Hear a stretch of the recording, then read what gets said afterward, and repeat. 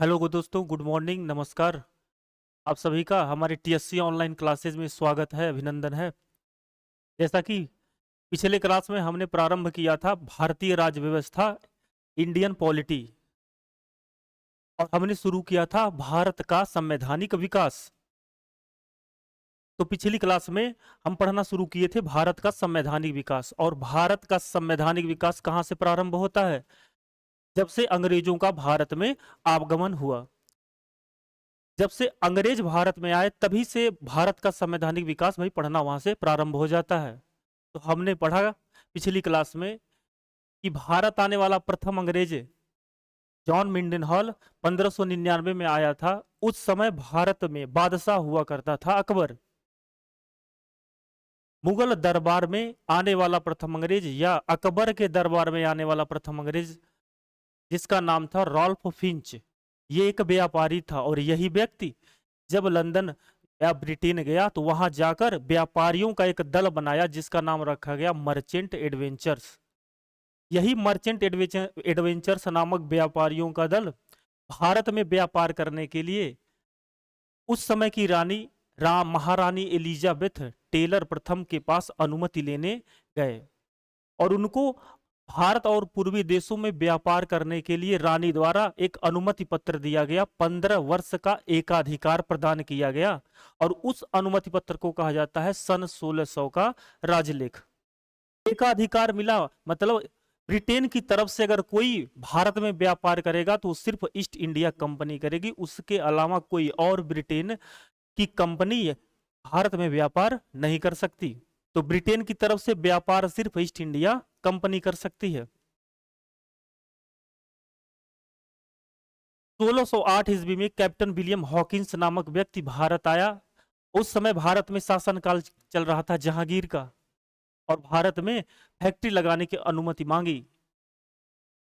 तो जहांगीर ने अंग्रेजों को फैक्ट्री लगाने की अनुमति प्रदान की। इसके तहत अंग्रेजों ने अपनी सबसे पहली फैक्ट्री गुजरात के सूरत में सन 1613 में स्थापित की और भारत के साथ व्यापार करना प्रारंभ किया। और 100 वर्ष के भीतर ही भारत के 3 प्रमुख बंदरगाहों पर अपना अधिकार कर वहां अपना मुख्यालय स्थापित कर दिया। इन्हीं मुख्यालयों को प्रेसिडेंसी कहा जाता था। और वो 3 प्रमुख प्रेसिडेंसियां बनाई गई अंग्रेजों द्वारा। सबसे पहली बंगाल प्रेसिडेंसी, दूसरी मद्रास प्रेसिडेंसी, और तीसरी बंबई प्रेसिडेंसी। प्रत्येक प्रेसिडेंसी में एक गवर्नर, एक उप गवर्नर और 24 अन्य सदस्य हुआ करते थे, जिसको निर्देशक मंडल या निदेशक मंडल बोला जाता था। 2 युद्ध भी इससे पहले क्लास में पढ़ाए थे, एक प्लासी का युद्ध और एक बक्सर का युद्ध। प्लासी का युद्ध हुआ सन 1757 में। इसी युद्ध के बाद अंग्रेजों की शक्ति भारत में बढ़ना प्रारंभ हो गई और दूसरा युद्ध लड़ा गया अंग्रेजों को भारत से भगाने के लिए सन 1764 में, माफ करिए 1764 में लड़ा गया। सन 1764 में लड़ा गया बक्सर का युद्ध। और इस युद्ध में हमारी तरफ से 3 संयुक्त सेनाएं लड़ी और अंग्रेजों की तरफ से लड़ा हेक्टर मुनरो। इस युद्ध में भी हेक्टर मुनरो की जीत हुई और भारत की 3 संयुक्त सेनाओं की पराजय हुई। इस युद्ध को जीतने के बाद अंग्रेजों ने पूरे बंगाल पर अपना अधिकार कर लिया और पूरे बंगाल का गवर्नर घोषित किया गया रॉबर्ट क्लाइव को। और रॉबर्ट क्लाइव बंगाल का गवर्नर बनते ही पूरे बंगाल में द्वैध शासन लागू किया। द्वैध शासन मतलब दोहरा शासन, दोहरी शासन प्रणाली। इसके अंतर्गत अब बंगाल के लोगों को 2 तरह के टैक्स देने होंगे। पहला टैक्स वो स्थानीय शासक को देंगे और दूसरा टैक्स वो ईस्ट इंडिया कंपनी को देंगे। जितना भी टैक्स स्थानीय शासक के पास इकट्ठा होगा उसका 81% वो फिर से ईस्ट इंडिया कंपनी के पास जाएगा। कहने का मतलब सारा पैसा धन जा किसके पास रहा था? ब्रिटिश ईस्ट इंडिया कंपनी के पास। और इसी के साथ द्वैध शासन लगने के बाद से ईस्ट इंडिया कंपनी में इतना ज्यादा भ्रष्टाचार बढ़ गया, इतना लूट और खसूट होने लगा, इसीलिए इस टाइम पीरियड को 1665 से 1772 के बीच द्वैध शासन लगाया गया। इसी समय अंतराल को भारत की लूट कहा जाता है। भारत की लूट का सबसे महत्वपूर्ण कारण क्या रहा?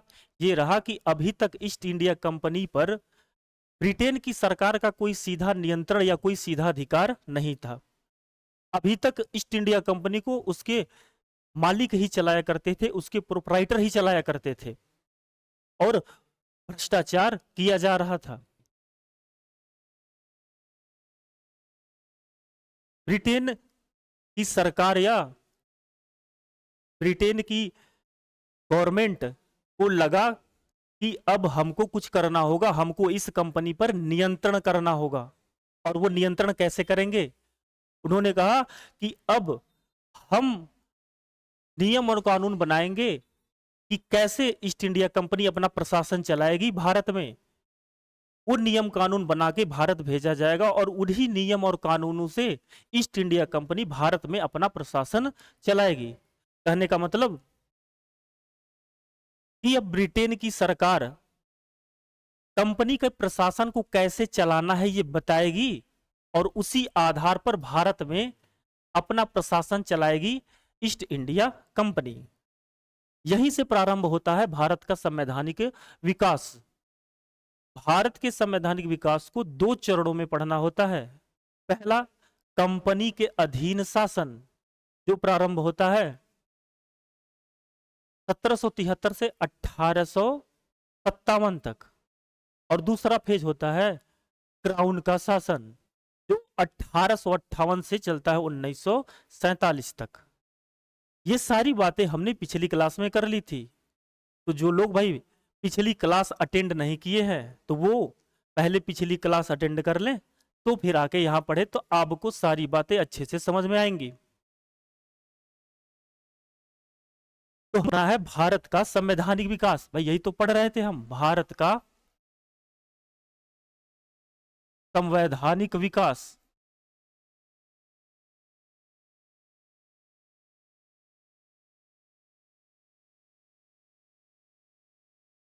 और इसके तहत सबसे पहले हम लोगों को जो पढ़ना है वो पढ़ना है कंपनी के अधीन शासन। कंपनी के अधीन शासन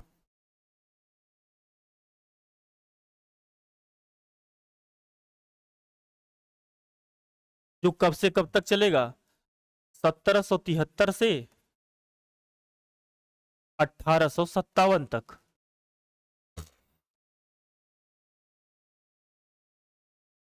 और इसी के तहत ब्रिटेन से सबसे पहला अधिनियम बनाकर भेजा गया जिसको कहा जाता है 1773 का रेगुलेटिंग अधिनियम। तो लिखेंगे सबसे पहला अधिनियम ब्रिटेन की तरफ से जो भेजा गया 1773 का रेगुलेटिंग अधिनियम।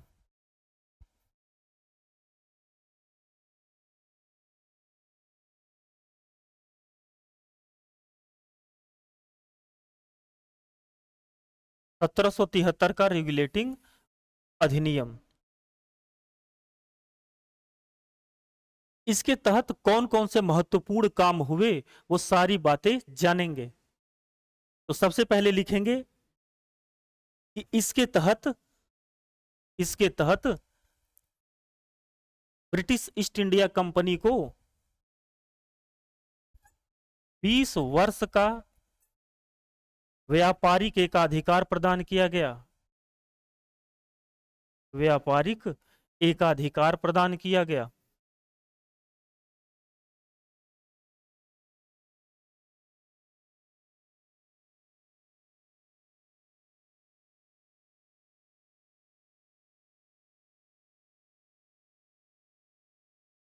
कहने का मतलब कि कंपनी के शासन को 20 वर्ष के लिए और बढ़ा दिया गया।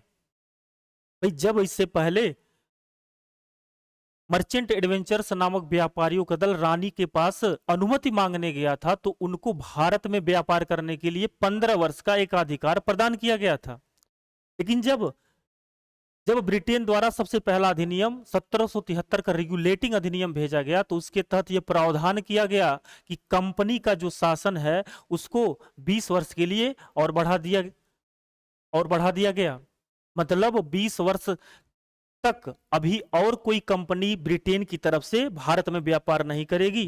ब्रिटेन की तरफ से जो भी व्यापार करना होगा वो ईस्ट इंडिया कंपनी करेगी। तो सबसे पहला काम ये किया गया। दूसरा काम लिखेंगे, बंगाल के गवर्नर जनरल को, बंगाल के गवर्नर को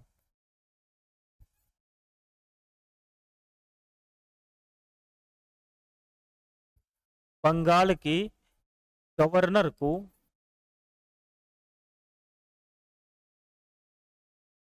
अब गवर्नर जनरल कहा जाने लगा। अब बंगाल का गवर्नर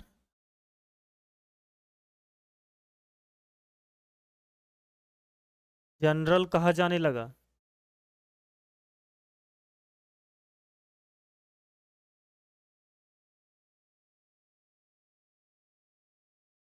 कहने का मतलब यह है कि जिस भी व्यक्ति को पहले बंगाल का गवर्नर कहा जा रहा था उसको अब बंगाल का गवर्नर जनरल कहा जाएगा। किया ये गया कि जो भी बंगाल का गवर्नर होगा उसकी शक्ति क्या कर दी गई, बढ़ा दी गई। भाई 3 प्रेसिडेंसी हुआ करती थी, तीनों प्रेसिडेंसी में एक गवर्नर और एक उप गवर्नर और 24-24 निर्देशक मंडल हुआ करते थे। लेकिन जब ये अधिनियम आया तो उसमें कहा गया कि अब जो भी बंगाल का गवर्नर होगा उसकी शक्ति बढ़ जाएगी। मतलब बंगाल का जो गवर्नर होगा उसकी शक्ति बढ़ा दी गई और उसके अलावा जो 2 और प्रेसिडेंसियां हैं उनके गवर्नर को बंगाल के गवर्नर को अधीन कर दिया गया। मतलब बंगाल के गवर्नर की शक्ति बढ़ा दी गई और उसके अलावा 2 और प्रेसिडेंसियों के गवर्नर को बंगाल के गवर्नर के अधीन कर दिया गया। तो बंगाल के गवर्नर को अब कहा जाएगा गवर्नर जनरल। तो आपसे सवाल पूछेगा, बताइए बंगाल का अंतिम गवर्नर, भाई आपको पता है वो इस समय कौन हुआ है, वारेन हेस्टिंग। तो अगर पूछे बंगाल का अंतिम गवर्नर या आपसे पूछे बंगाल का प्रथम गवर्नर जनरल, ये दोनों कौन है, वारेन हेस्टिंग्स।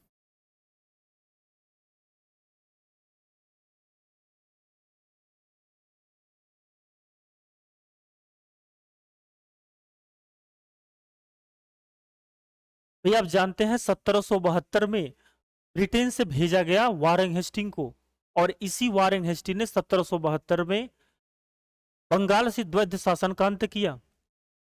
तो जब रेगुलेटिंग एक्ट आया तो बंगाल के गवर्नर की शक्ति क्या कर दी गई, बढ़ा दी गई। अब बंगाल के गवर्नर को क्या कहा जाएगा, बंगाल का गवर्नर जनरल।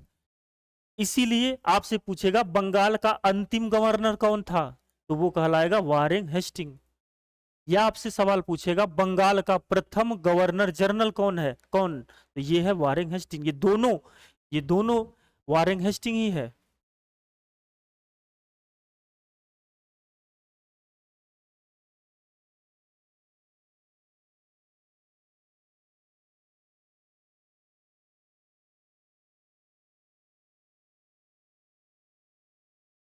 अगला महत्वपूर्ण काम,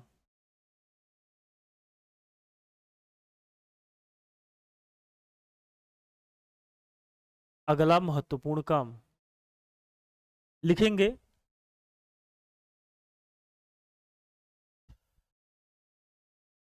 1774 में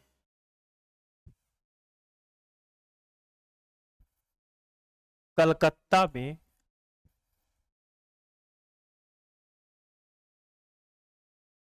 एक सर्वोच्च न्यायालय की स्थापना की गई।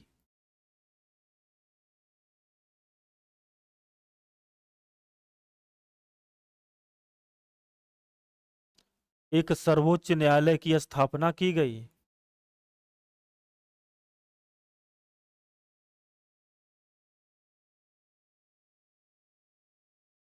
इस अधिनियम के तहत अगला महत्वपूर्ण काम यह हुआ कि 1774 में कलकत्ता में एक सर्वोच्च न्यायालय की स्थापना की गई।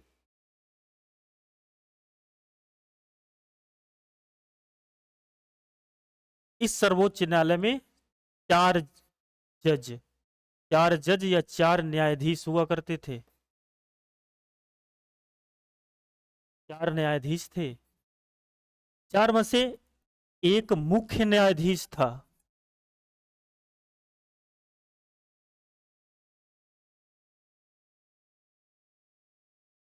और तीन अन्य न्यायाधीश थे।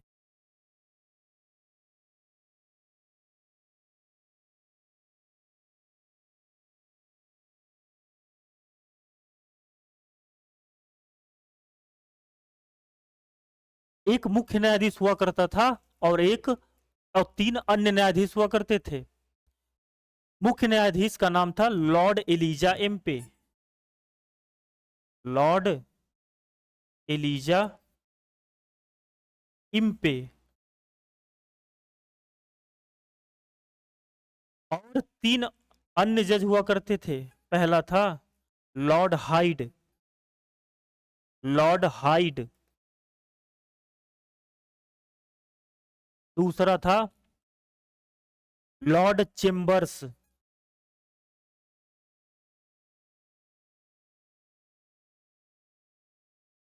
और तीसरा न्यायाधीश था लॉर्ड लिमेस्टर।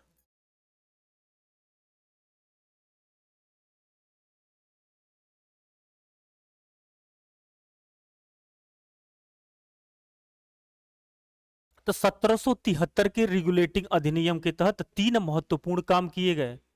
सबसे पहला, कंपनी के शासन को 20 वर्ष के लिए और बढ़ा दिया गया। और दूसरा काम यह हुआ कि बंगाल के गवर्नर की शक्तियों को क्या किया गया, बढ़ा दिया गया। और कैसे बढ़ाया गया? बंगाल के गवर्नर के अधीन अन्य दो प्रेसिडेंसी के जो गवर्नर थे उनको कर दिया गया। और बंगाल के गवर्नर को अब बंगाल का गवर्नर नहीं कहा जाएगा, अब कहा जाएगा बंगाल का गवर्नर जनरल। और तीसरा काम हुआ कि कलकत्ता में एक सर्वोच्च न्यायालय की स्थापना की गई, जिसमें चार न्यायाधीश हुआ करते थे। एक मुख्य न्यायाधीश और और तीन अन्य न्यायाधीश। मुख्य न्यायाधीश का नाम था लॉर्ड एलिजा इम्पे और तीन अन्य न्यायाधीश थे लॉर्ड हाइड, लॉर्ड चेम्बर्स और लॉर्ड लिमेस्टर। ये तीन महत्वपूर्ण काम हुए 1773 के रेगुलेटिंग अधिनियम के तहत।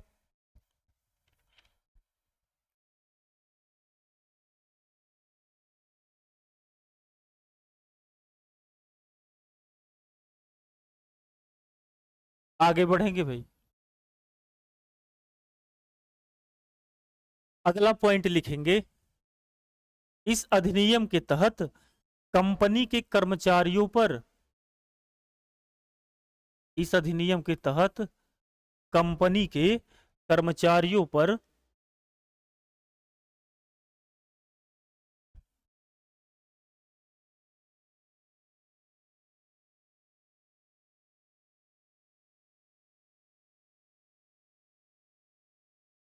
उपहार लेने पर प्रतिबंध लगा दिया गया।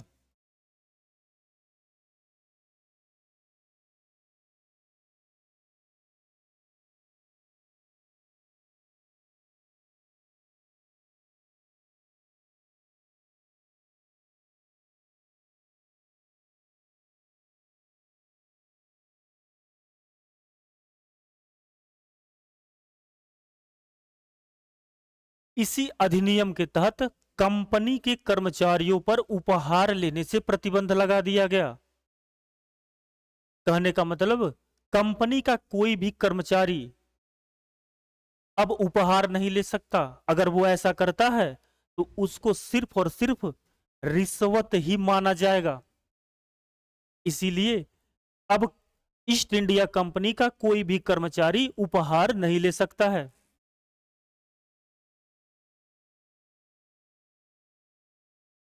और एक पॉइंट और लिखेंगे, east India company east India company east India company के कर्मचारियों को भी, ईस्ट इंडिया कंपनी के कर्मचारियों को भी बिना लाइसेंस के, बिना लाइसेंस के व्यापार करने पर प्रतिबंध लगा दिया गया। मतलब अब कंपनी का कोई भी कर्मचारी जब तक वो कंपनी से व्यापार करने के लिए लाइसेंस प्राप्त नहीं कर लेता, तब तक वह व्यापार नहीं कर सकता। तो ये कुछ इंपॉर्टेंट काम थे जो 1773 के रेगुलेटिंग अधिनियम के तहत हुए। इसके बाद आया, इसके बाद आया 1781 का एक्ट ऑफ सेटलमेंट, हिंदी में लिखेंगे संशोधनात्मक अधिनियम।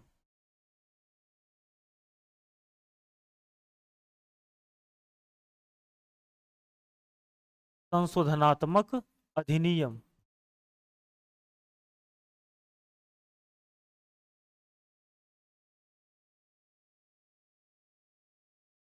1781 का संशोधनात्मक अधिनियम, नाम से ही पता चल रहा है कि संशोधन किया गया है। और कहां संशोधन किया गया है?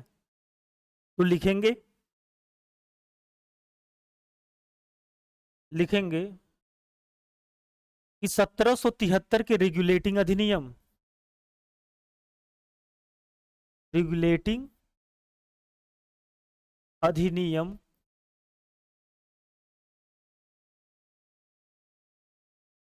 के कमियों को दूर,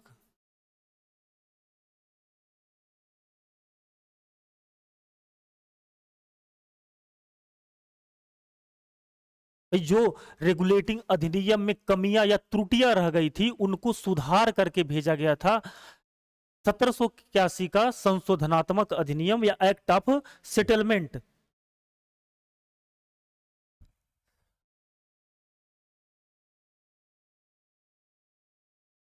रेगुलेटिंग अधिनियम की कमियों को सुधार करके भेजा गया, करके भेजा गया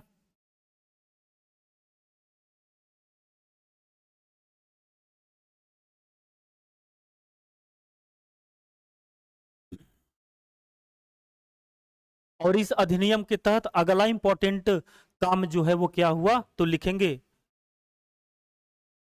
कलकत्ता की सरकार को, अगला पॉइंट लिखेंगे कलकत्ता की सरकार को बिहार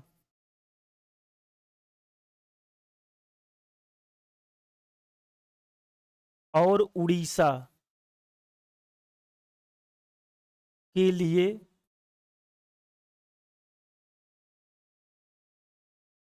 भी कानून बनाने का अधिकार दिया गया।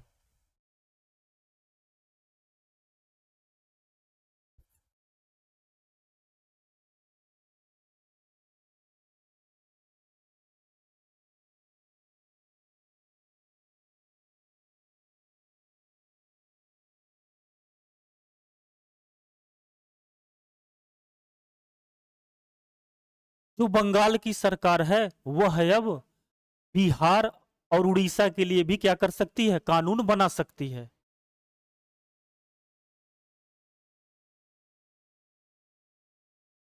ये कुछ इंपॉर्टेंट चीज थे जो 1781 के संशोधनात्मक अधिनियम के तहत हुए। भाई सबसे पहले सवाल तो आपसे यही पूछता है कि जैसे रेगुलेटिंग अधिनियम कब आया, या संशोधनात्मक अधिनियम या एक्ट ऑफ सेटलमेंट वो कब आया? तो आपको समय बताना होगा, ईयर बताना होगा।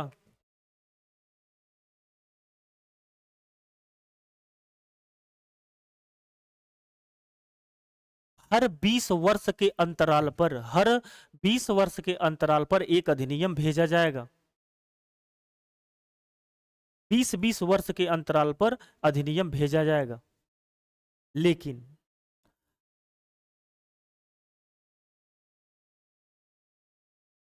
एक मिनट रुकेंगे।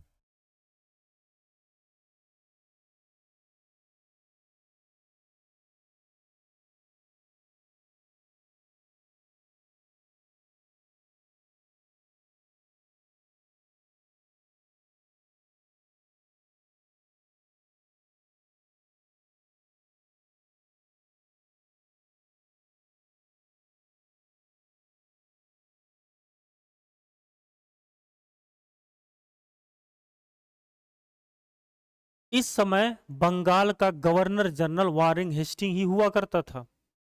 उसको इतनी शक्ति मिल गई कि वो अपने शक्ति का दुरुपयोग करने लगा। अपनी शक्तियों का दुरुपयोग कर रहा था वारेन हेस्टिंग। भाई उसके खिलाफ अगर कोई भी आवाज उठाता था या उसको सत्ता या प्रशासन चलाने के खिलाफ कोई आवाज उठाता था तो उसके ऊपर वो कुशासन का आरोप लगाकर न्यायालय भेज दिया करता था। और न्यायालय के मुख्य न्यायाधीश लॉर्ड इलीजा इम्पे का वारेन हेस्टिंग के साथ अच्छी खासी दोस्ती हुआ करती थी। तो जैसे ही किसी पे कुशासन का आरोप लगाकर वारेन हेस्टिंग न्यायालय भेजा करता था, न्यायालय में उनको सजा सुना दिया करता था लॉर्ड इलीजा इम्पे। इसी तरह तीन व्यक्ति थे, नंद कुमार, चैत सिंह और एक महिला थी जिनका नाम था घसीटी बेगम। इन तीनों लोगों ने प्रशासन अच्छा नहीं चलाने पर या कुशासन का आरोप लगाया वारेन हेस्टिंग पे, जिसके कारण बेहद नाराज हुआ वारेन हेस्टिंग और उसने इन तीनों लोगों पर कुशासन का आरोप लगाकर न्यायालय भेज दिया। और जैसे ही न्यायालय गए ये तीन लोग, तो लॉर्ड एलिजा इम्पे ने नंद कुमार को मृत्यु दंड की सजा सुना दी। जब इस भ्रष्टाचार और इन सब चीजों का पता चला ब्रिटेन को, जब ब्रिटेन की सरकार को या ब्रिटेन की गवर्नमेंट को इन सब चीजों का पता चला, तो उन्होंने बंगाल के गवर्नर जनरल की जो शक्तियां बेहद बढ़ चुकी थी उनको नियंत्रित करने के लिए अगला अधिनियम भेजा। तो अगला अधिनियम आया ही क्यों? बंगाल की गवर्नर जनरल की शक्तियों को नियंत्रण करने के लिए अगला अगला अधिनियम भेजा गया, जो आया 1774 में। हेडिंग डालेंगे 1784 का पिट्स इंडिया अधिनियम। 1784 का पिट्स इंडिया अधिनियम।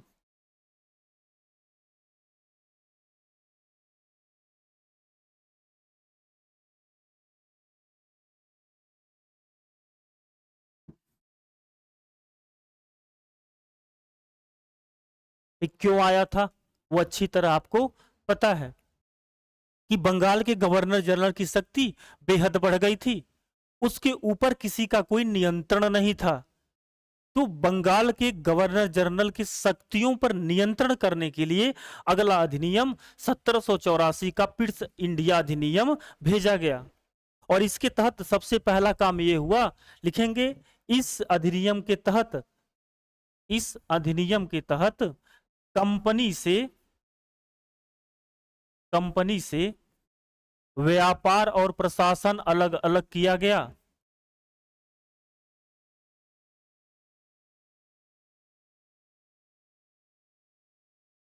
कंपनी से व्यापार और प्रशासन अलग अलग किया गया।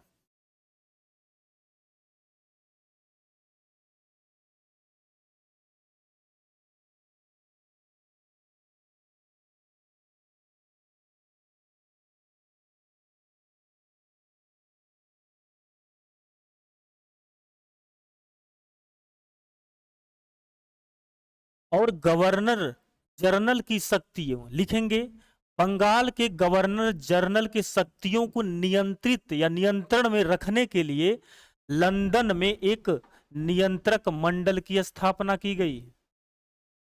लंदन में एक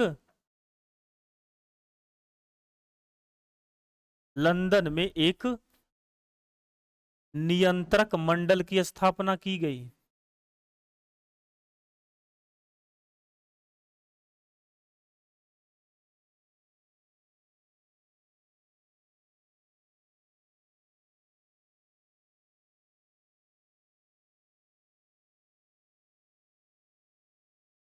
और इस नियंत्रक मंडल में 6 सदस्य हुआ करते थे।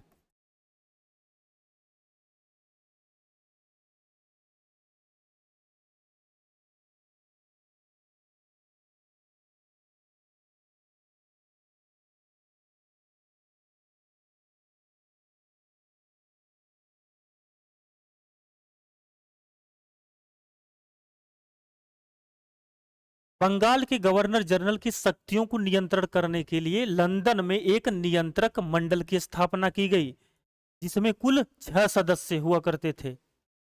और इनकी शक्ति इतनी थी कि ये बंगाल के गवर्नर द्वारा लिए गए किसी भी निर्णय को बदल भी सकते थे या किसी भी निर्णय को रद्द भी कर सकते थे।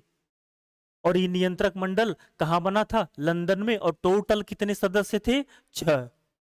इनका काम ही था बंगाल के गवर्नर जनरल पे नजर रखना।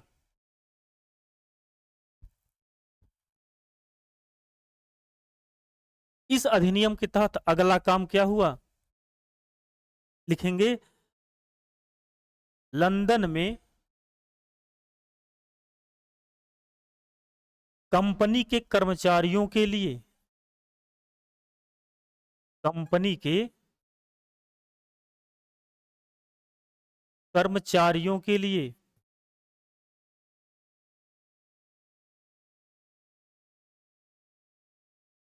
एक न्यायालय की स्थापना की गई।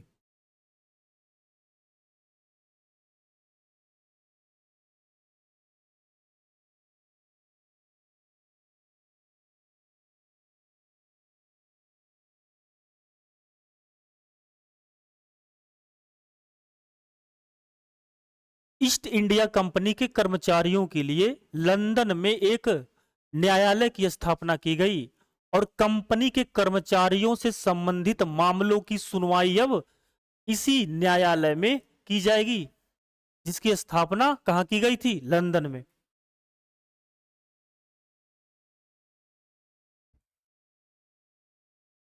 लिखेंगे, इस अधिनियम के तहत इसी अधिनियम के तहत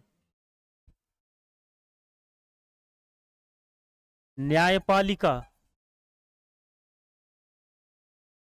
इसी अधिनियम के तहत न्यायपालिका और कार्यपालिका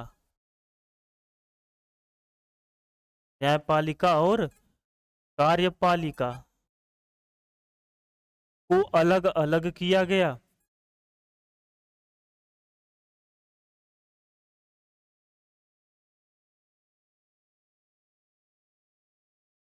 इसी अधिनियम के तहत न्यायपालिका और कार्यपालिका को अलग अलग किया गया।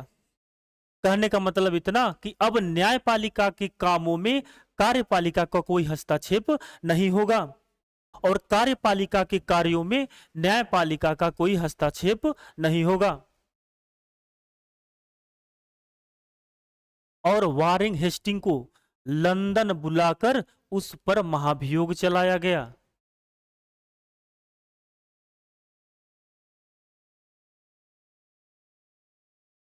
और लिखेंगे,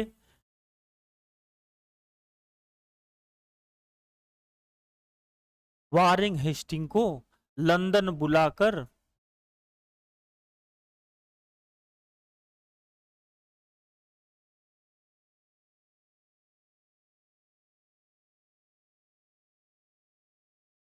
किंग्स को लंदन बुलाकर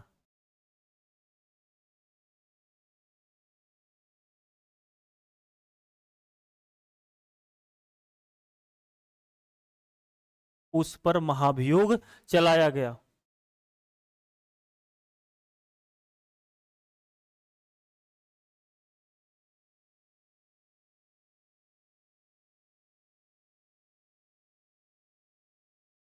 क्या होता है महाभियोग?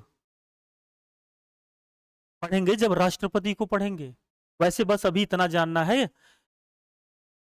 कि महाभियोग शब्द का प्रयोग राष्ट्रपति या उपराष्ट्रपति को जब पद से हटाना होता है उसके लिए किया जाता है। तो बस उसी तरह इसको अपने पद से हटाने के लिए महाभियोग लगाया गया। आपसे पूछेगा वो कौन सा ब्रिटेन का व्यक्ति था जिसने वारेन हेस्टी पर महाभियोग लगाया? तो महाभियोग किसने लगाया भाई? लिखेंगे एडमंड बर्ग।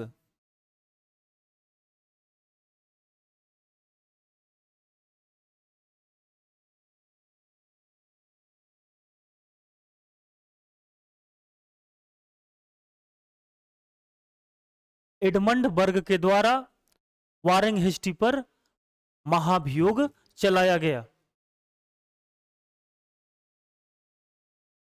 आपसे सवाल पूछेगा कि बताइए भारत का एकमात्र गवर्नर जनरल जिसपे महाभियोग चलाया गया वो कौन है? वो है वारेन हेस्टिंग्स।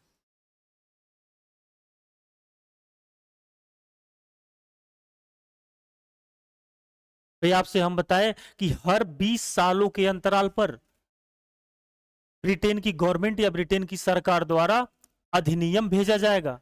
तो सबसे पहला अधिनियम बनाकर भेजा गया था 1773 का, जिसको कहा जाता है 1773 का रेगुलेटिंग अधिनियम। उसके बाद 20 साल बाद अगला अधिनियम आएगा 1793 में। तो हेडिंग डालिए 1793 का चार्टर अधिनियम। 1793 का चार्टर अधिनियम।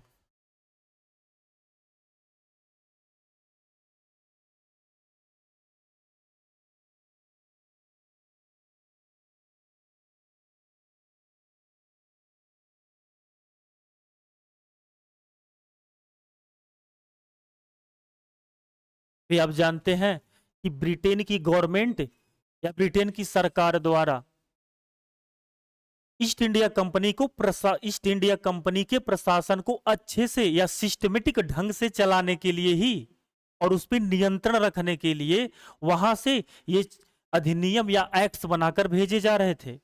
और इन सारे अधिनियम और एक्ट्स को लागू करने का काम कौन कर रहा था? भारत में इनको लागू करने का काम ईस्ट इंडिया लागू करने का काम ईस्ट इंडिया कंपनी के द्वारा किया जा रहा था। तो इसी के तहत दूसरा अधिनियम कब भेजा गया? 1793 में। और इसको क्या कहा जाता है? 1793 का चार्टर अधिनियम।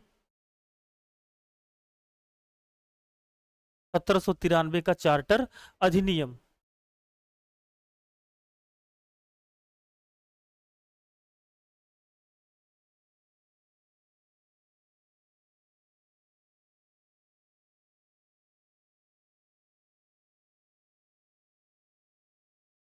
सबसे पहला काम भाई, सबसे पहला काम लिखेंगे इस अधिनियम के तहत कंपनी के व्यापारिक एकाधिकार को, इस अधिनियम के तहत कंपनी के व्यापारिक एकाधिकार को 20 वर्ष के लिए और बढ़ा दिया गया।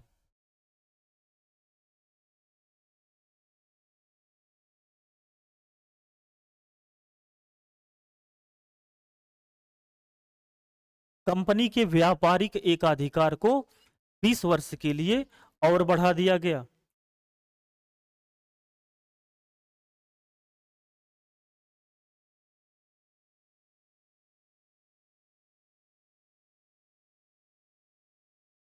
अगला काम इसी के तहत, इसी अधिनियम के तहत लिखेंगे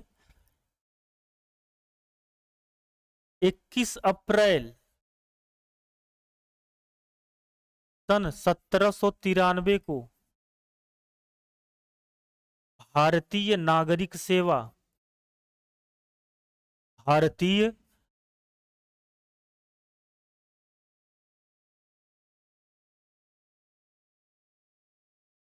भारतीय नागरिक सेवा की स्थापना की गई।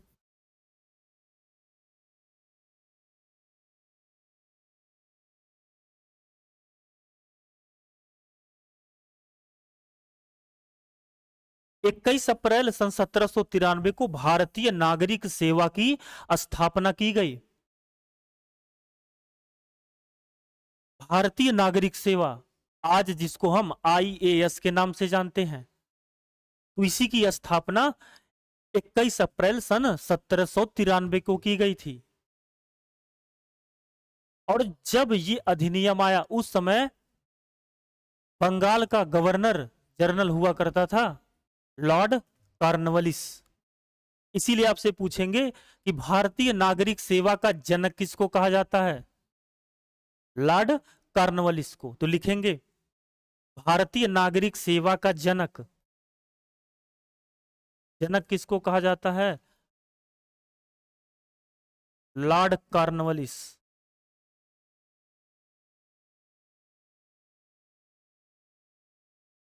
Lord Cornwallis.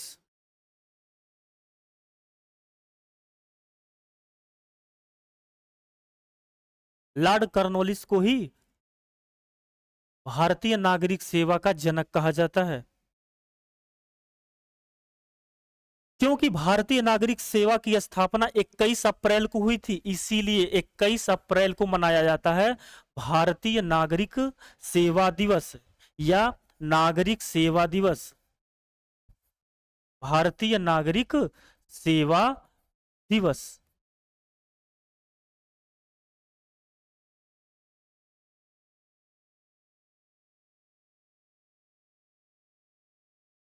पहले भारतीय नागरिक सेवाओं के लिए परीक्षाएं जो कहाँ होती थी, लंदन में कराई जाती थी। लेकिन 1923 के बाद से 1923 के बाद से वो परीक्षाएं भारत में होने लगी। ये सारी चीजें आगे चल के हम पढ़ेंगे। लेकिन दो सवाल कि भारतीय नागरिक सेवा की स्थापना कब हुआ था और किस गवर्नर जनरल के शासनकाल में किया गया था? तो लॉर्ड कॉर्नवालिस। और कब हुआ था? 1793 में। इसका जनक किसको कहा जाता है? तो लॉर्ड कॉर्नवालिस को कहा जाता है। इसके अलावा लिखेंगे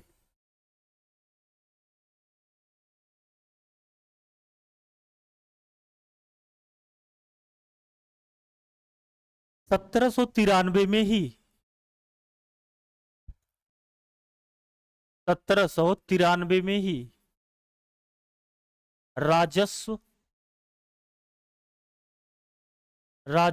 पुलिस और राजस्व बोर्ड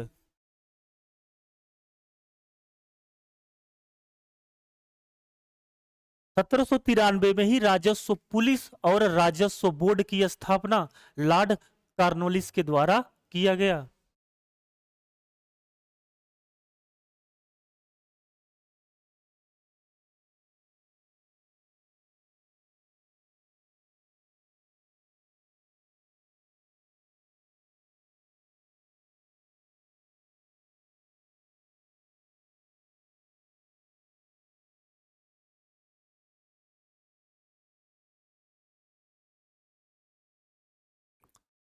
और लास्ट पॉइंट लिखेंगे इसी अधिनियम के तहत भारत में लिखित कानूनों का प्रावधान शुरू किया गया। कहने का मतलब इससे पहले भारत में कानूनों का जो प्रावधान था वो लिखित नहीं था। अब कानूनों को लिखा जाने लगा। तो लिखित कानूनों का प्रावधान जो शुरू हुआ वो इसी अधिनियम के तहत शुरू हुआ। आपसे पूछेगा कि भारत राजस्व पुलिस और राजस्व बोर्ड का जनक किसको कहा जाता है? तो या तो राजस्व पुलिस का जनक पूछे या आपसे पूछे राजस्व बोर्ड का जनक। दोनों का जनक कौन है? लिखेंगे राजस्व पुलिस और राजस्व बोर्ड का जनक लॉर्ड कॉर्नवालिस को कहा जाता है।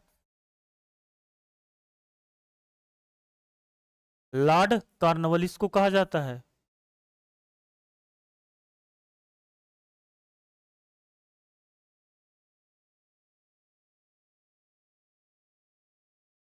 जैसा कि हमने आपसे बताया कि भारत में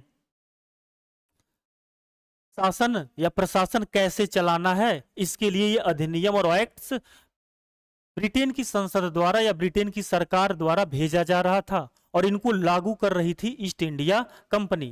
तो इसके तहत सबसे पहला आया 1773 का रेगुलेटिंग अधिनियम। उसके बाद 1773 के रेगुलेटिंग अधिनियम में जो भी कमियां थी उनको सुधार करके 1781 में भेजा गया संशोधनात्मक अधिनियम या एक्ट ऑफ सेटलमेंट। उसके बाद 1784 में भेजा गया पिट्स इंडिया अधिनियम।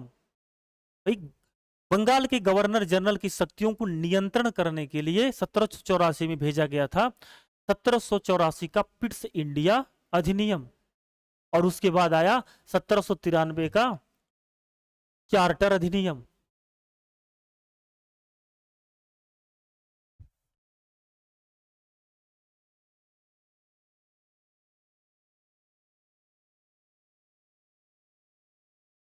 तो आज यहीं तक रोकेंगे, अगली बात अगली क्लास में होगी, ये आगे की बात हम अगली क्लास में करेंगे।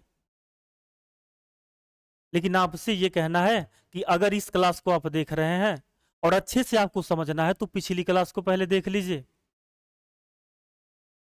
और अगर अभी तक आप इस क्लास में बने हुए हैं इसका मतलब आपको अच्छा लग रहा है। जैसा भी आपको अनुभव हो रहा है कमेंट बॉक्स में जरूर अपना राय दें, कोशिश करेंगे हम सबके प्रश्नों का जवाब देने के लिए। जो भी सवाल आपके मन में होता है तो वो कमेंट बॉक्स में लिखिए, हम कोशिश करेंगे कि सबका जवाब दे दें। इसी के साथ आज की क्लास यहीं पर रोकते हैं, अगली बात कल की क्लास में होगी।